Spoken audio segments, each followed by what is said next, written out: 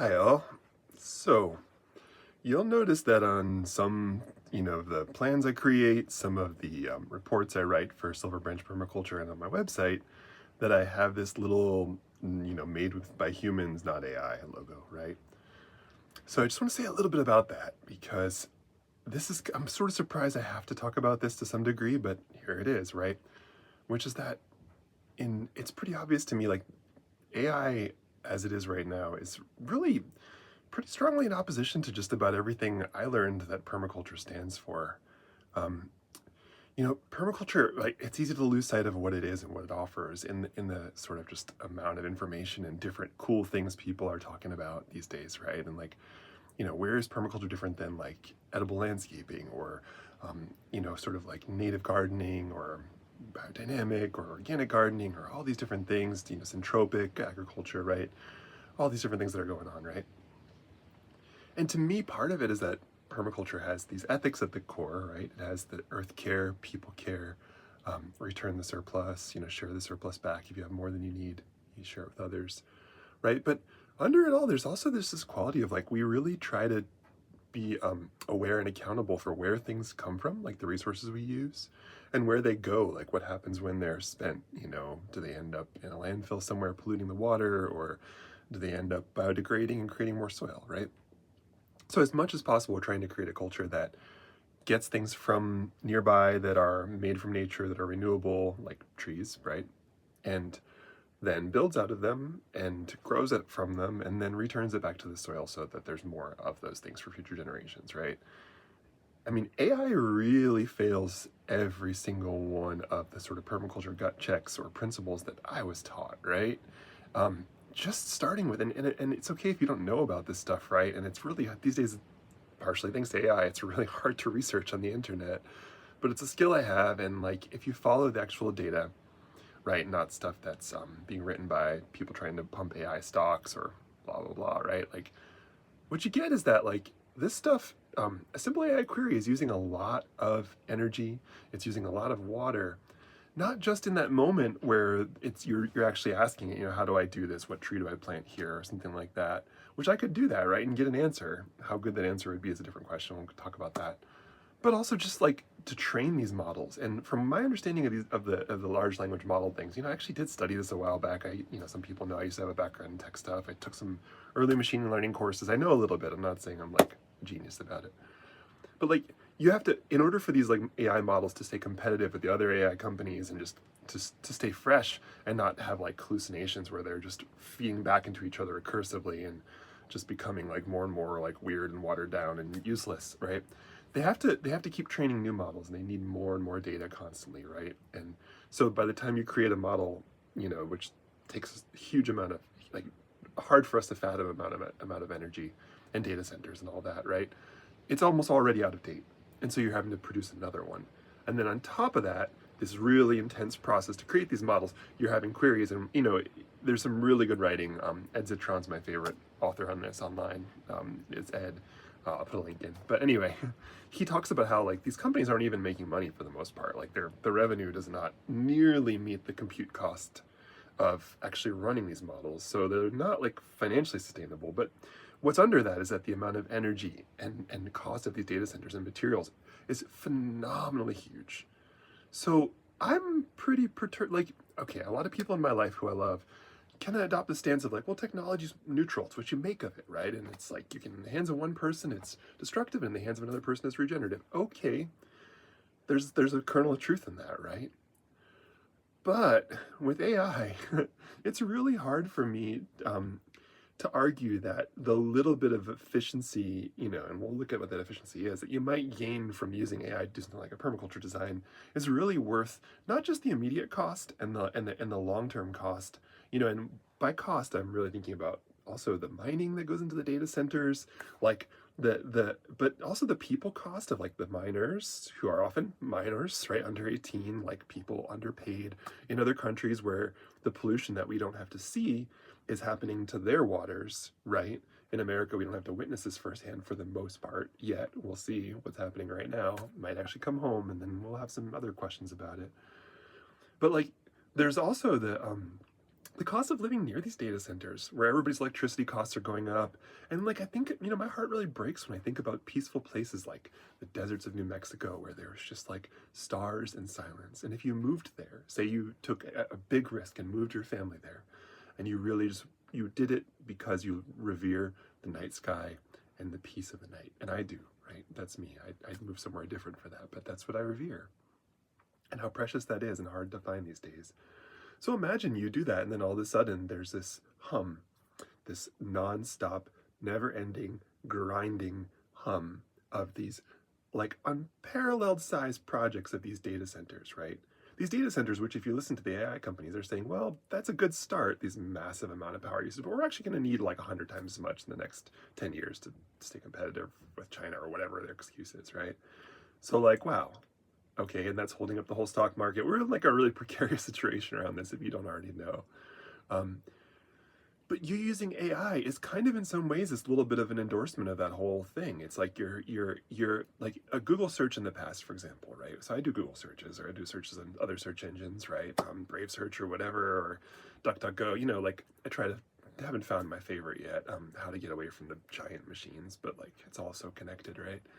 But I do a Google search. All right, tell me an apple tree variety that will grow, that's really cedar apple rust resistant in a humid zone 7 climate. Okay, that's a useful Google search. And guess what? Some really kind human has written an article about that in the past that took a lot of time and effort. So if you're a writer, like they researched, they wrote coherent thoughts, they published it, they set their website, the whole thing. Maybe for very little reward, right? Maybe they're trying to get seen in the search engines. Maybe they're just sharing out of generosity about what they love. So that was, that used X amount of power, right? That did its thing. AI is like AI search, at least talking about that, right? Is this layer on top of that that's just taking that same information that somebody already created that you could easily search and find and read, and turning it into this synthesized thing that seems like it's coming from Google, right? Or the search engine. That's, if you look, there's little links, like this is just a harvesting in a way, or I would say harvest is a gentle word, but it's like kind of a theft, right?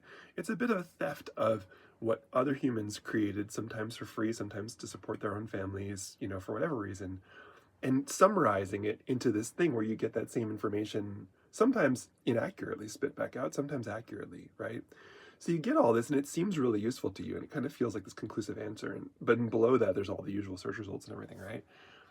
But when you're looking at that, what you're looking for is like a lot more water and energy intensive than it was to just do a Google search. And that being much more water and energy intensive than it was to just like, I don't know, observe nature, ask someone in your community who's like older and has more experience, and then you get that human connection, go to a library, which is still free, and those books are already written, and there's tons of books on everything related to plants. You never actually need to search the internet to learn about plants, pretty much, right?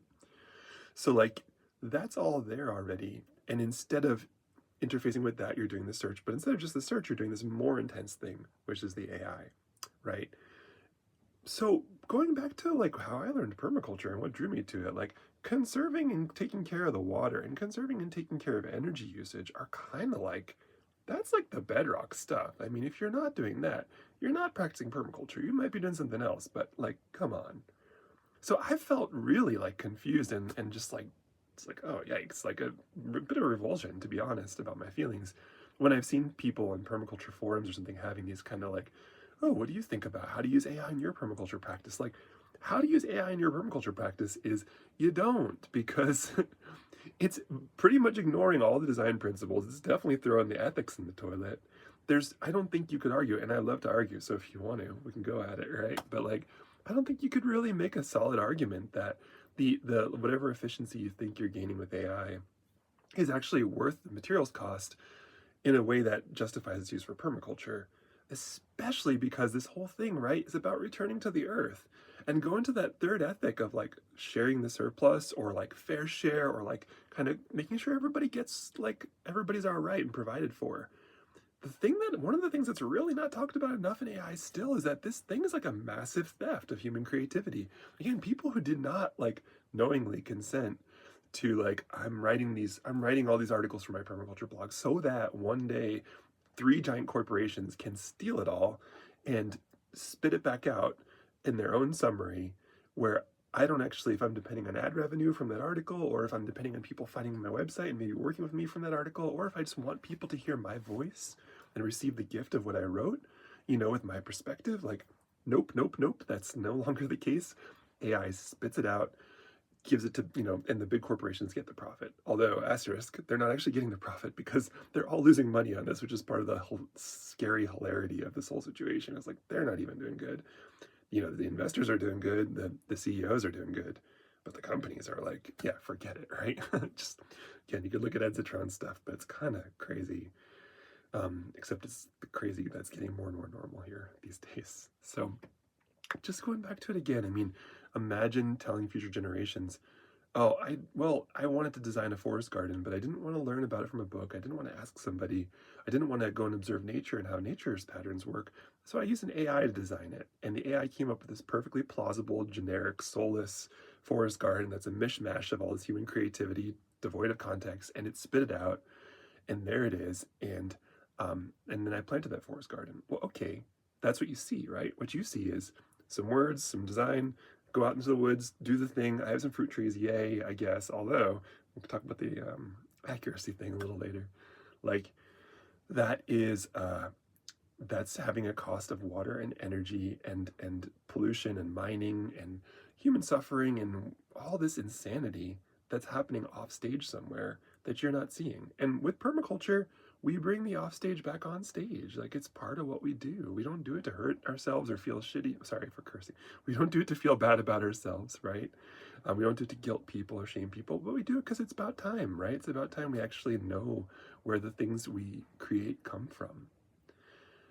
And like where the things we create come from, it's the heart and soul. And so when I'm learning from like the teachers I learned from, right? Like, I will never forget their presence, like I went to go take a PDC and I got a lot of knowledge. I also got presence. I got this like transmission of the heart of like, here's somebody who loves something.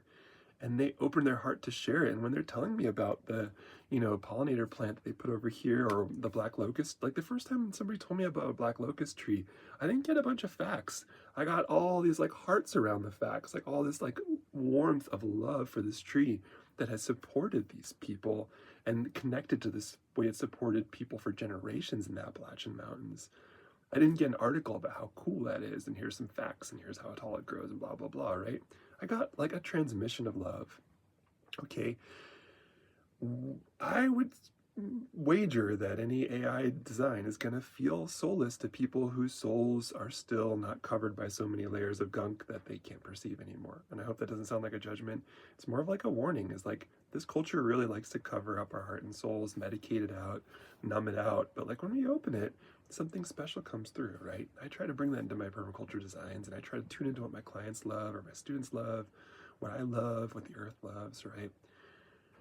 There's also the fact that it's just really inaccurate sometimes. I had an experience, with a client. I love my clients. I had an experience not that long ago where someone, understandably, because it's what people do, right? It's kind of like our culture has this like, well, we all do this, right? There's no other choices. We all have to use AI because everybody's using AI, therefore we have to use AI, right? Blah, blah, blah. So he used ChatGPT to try to look up what trees grew well in his area.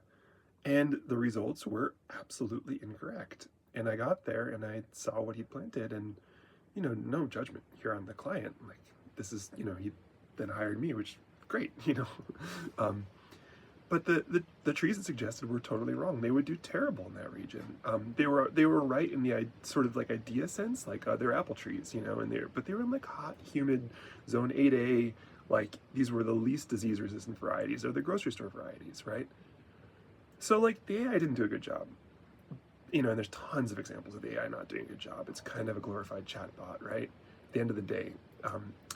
But if, let's theoretically imagine it did a great job. It did, it came up with, it digested all of our great permaculture websites, and it gave the perfect recommendations. And then that person goes and they chat GPT and they get the information and they go and plant the trees, right? Like, again, that's like a reasonable thing for a human to do, right? And like, they're not getting that heart connection. They're not taking into account that somewhere for their like little forest garden to thrive, there's somewhere else on earth that really sucks, where the aquifer is being drained, where the children are mining minerals that are increasingly scarce, and with that scarcity pressure comes increased likelihood of war, right? And who knows what the future generations are going to do once this whole bubble pops and we can no longer have electricity to power these centers. Like, that's just going to be this stupid waste of human energy sitting there. And like, don't break my heart, but thinking about all the things that energy could be better put to use for to actually help people, right? It's like most of this stuff is still fossil fuels and like rare deposits of minerals, or mineral deposits that will become increasingly rare. And there's no plan to be accountable for the aquifers, really. I mean, there's greenwashing, but there's no real plan. The scale at which these AI companies say they need to scale to make this product actually work, because it's largely not working, which I'll get to another point. Like, there's some really good articles at this point. I think I read some from, was it MIT or Harvard? I forget, but like, the point is that they were saying, like, okay, actually, like, something like 90% of these companies that adopt AI actually are not seeing a return from its use at this point. They kind of all felt like they had to do it because everybody else had to do it, and like try to be like a manager somewhere or an executive and like tell the shareholders that, well, we decided we're going to wait this AI thing out. It's not good. They're going to fire you immediately and find whoever is willing to say AI, this AI, everything will replace everything. The coffee maker will be AI, and the chairs will be AI, and you'll be AI, and that's the person they'll hire, because then the shares go up, right? Line goes up. That's the whole thing they want to do, right? So like, they're finding that actually most companies are not seeing a real return from it. And there's a lot of good evidence to me that the mass layoffs we're seeing at some of these really big tech companies that they're saying, oh, AI is going to replace their jobs, were layoffs they just wanted to do anyway, because that's just like, that's the kind of like cover for them to fire a bunch of people. And again, line will keep going up because it's like two things that the market loves, which is firing people and saying AI over and over, right? There's a lot of good writing on this stuff if you want to look into it. But that's to say that like, so like, that there's another research article I read that's like coders, right? Which is kind of like, seems like in some ways a great use case for AI. It's like a lot of code work is like, well, it's a machine, right? So shouldn't a machine be really good at doing machine things? Maybe a machine will never be great at creating true, soulful, beautiful art or permaculture design, but maybe it can do machine stuff. There's this interesting study that shows that most coders think they're gaining efficiency from using AI, but if you actually measure and study and watch them, good coders are actually losing efficiency from AI. So there's this bias where we're imagining these like really new fun kind of, and also the way the AI sucks up too, where it's always like, oh yeah, that's a great question. Wow, you're the coolest person ever for asking that. Wow, what a great point. I mean, I got sucked into those ones. I tried like, just like, I'm not proud of it, but I tried arguing with the AI about a topic I'm really passionate about. And of course, surprised by the end of it, it's like, wow, you corrected me about every single point. You sure are smart. You should write a book about this and get like free massages every day. You're just the best person ever. Like, that's what it does, right? So these coders thought that they thought they were getting more efficient, and they weren't. They were less efficient than before. So just because they're fighting the prompt all the time and getting it to do things, and then there's like so many examples of crazy bugs being introduced that would never be introduced by a half-decent trained coder, right? Like, but there it is, right? And I mean, the corporations don't care very much because the corporation's goal is not to actually provide a quality product like customer service or whatever. The corporation's goal is to get the shareholder line to go up, right? So all they need to do is keep those buzzwords going, right? So that's all to say that it seems really obvious to me, at least as part of the permaculture community, that we shouldn't be going anywhere near this AI thing. Like, it's the exact opposite direction of where I'm trying to get people to go. Like, what I really do this work for is like, I don't think that this civilization is going to continue for very long in the form it's in. And the one thing that seems stable and good, like always good to me, is the earth, And the more we take care of the earth, the more we build soil and take care of the water and take care of the air and conserve the minerals and use less energy, like, the kinder the earth is to us, the easier it is to grow. The more animals there are if you have to hunt, the more there is to harvest, the more beauty there is to nourish our souls. And, like, it gets better the more we love it. So why would I think that we should be giving our energy and time and endorsement and money and any of it to this, like, kind of big, inefficient, polluting machine, right? And also, like, it doesn't take you any closer to nature. Like, permaculture, like 101 is like, you got to go out there in the woods and learn from the woods. You got to go look at people who know how to grow stuff and learn and be in their forest gardens. Like, be with the teachers AI is not a teacher. People hallucinate and think it is because it sucks up to them so much and tells them what they want to hear that some people have a mental breakdown. But actually, like, AI is not a teacher. AI is a bunch of human creativity shuffled around trying to predict the next thing that you think it would say to sound smart. And then it gets rewarded for that, essentially. Like, it's just a thing that's trying to sound good. It's empty, right? So, I don't create with AI. Sometimes I do a Google search and I forget to turn it off. You can turn it off. You can look up how, right, from AI. I'll tell you how, I guess.